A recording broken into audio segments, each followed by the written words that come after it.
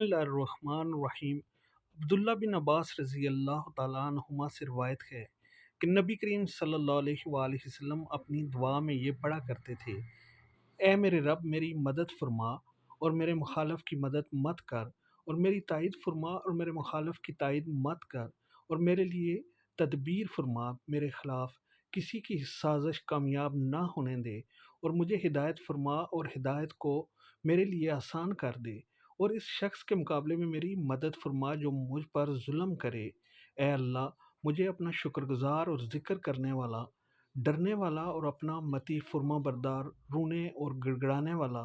رجوع کرنے والا بندہ بنا لے۔ اے اللہ، میری توبہ قبول فرما، میرے گناہ دھو دے، میری دعا قبول فرما، میرے دل کو صحیح راستے پر لگا، میری زبان کو مضبوط اور درست کر دے، میری دلیل و حجت کو مضبوط فرما، اور میرے دل سے بغض و عناد ختم کر دے۔